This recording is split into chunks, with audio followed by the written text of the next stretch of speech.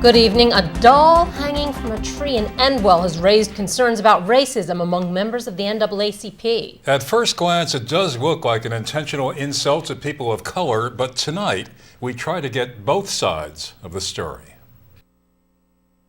It is clearly a doll hanging at least partly by its neck, and it appears to be black. It was noticed today about 16 feet up in a tree in front of a house, which sits close to a Welcome to Endwell sign and an American flag. Charles Mileski says his kids were swinging it around with twine and threw it up there in the fall, and he didn't think very much about it. Did it dawn on you that it might look a little peculiar or offensive? If it had and I had given second thought to it, I would have removed it before today.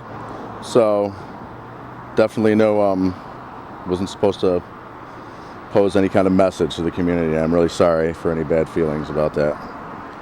Mileski says the doll is not black, but from certain angles does look like it might be because of mold and natural weathering. He says it was hanging not only by its neck, but also under one of its arms. Helen Higginbotham is the president of the local chapter of the NAACP and went to the site after several people told her what they saw. And you can see that the baby is hanging by their neck. His arms are in front of him. So I don't think the baby was hanging up. Not I don't think. I know that the baby wasn't hanging up there by his arms. He's hanging up there by his neck. At a previously scheduled meeting of the NAACP tonight, several members said that they could not understand how someone would not realize the reactions the doll would trigger in African Americans. Denise Yo grew up in the South. I'm also a black person who has a family history where someone was lynched. So it has all kinds of meaning for me.